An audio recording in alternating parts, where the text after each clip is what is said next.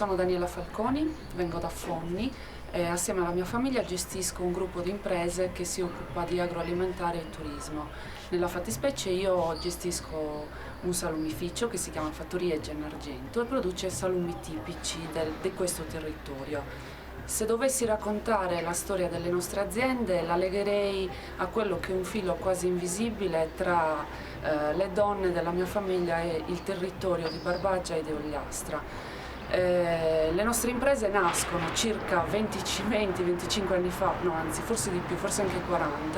40 anni fa, dall'idea della mia nonna materna che, rimasta vedova giovanissima, aveva deciso di mettere su in Ogliastra una piccola pensione e un ristorante con le sue due figlie, mia madre e mia zia. Poi mia madre si è sposata e si è trasferita, la faccio velocissima, si è trasferita qui in Barbagia e con mio padre, che era barbaricino fonnese, hanno aperto un locale qua vicino nei pressi del lago di Gusana, che è l'Hotel Taloro. L'Hotel Taloro produceva da sé tutti i prodotti, dalla pasta al pane e anche i salumi, e i salumi venivano stagionati in quella che è ancora oggi la casa della mia nonna, l'altra nonna, che è quella paterna. Quando si sono accorti che la cantina di mia nonna, che era anche quella che ci dettava a tutti le ricette dei salumi, non bastava più, mio padre decise di fare una piccola cella solo per la stagionatura dei prosciutti e dei salumi che sarebbero dovuti servire all'albergo. Però cosa abbiamo fatto? Non ci siamo limitati a tenere la tradizione, ma l'abbiamo portata a un livello industriale perché avevamo necessità di dimostrare a noi stessi prima di tutto, ma anche di crescere come impresa, che si può fare impresa con prodotti legati al territorio ma anche di un certo livello, perché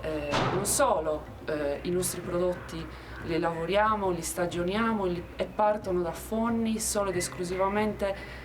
attraverso manodopera locale. Tutti i nostri dipendenti sono ragazzi del luogo che lavorano con noi ormai da circa 20 anni e siamo cresciuti tutti insieme. Dalla piccola bottega, dal piccolo salumificio che produceva i prosciutti per l'albergo, oggi siamo diventati un'azienda che vende in tutti i punti vendita dell'isola e anche esporta con discreto successo anche fuori dall'isola. Ci siamo ritrovati, io e la mia famiglia, uniti intorno a queste imprese in questo territorio,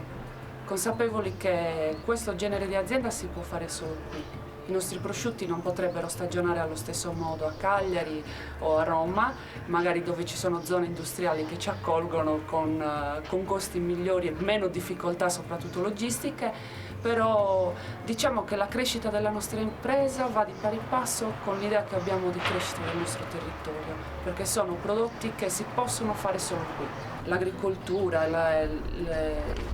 l'essere pastori è una cosa che caratterizza l'economia dei nostri territori. Produciamo formaggi solo da latte che proviene da greggi intorno al caseificio, quindi solo da latte di alta montagna, e produciamo solo pecorini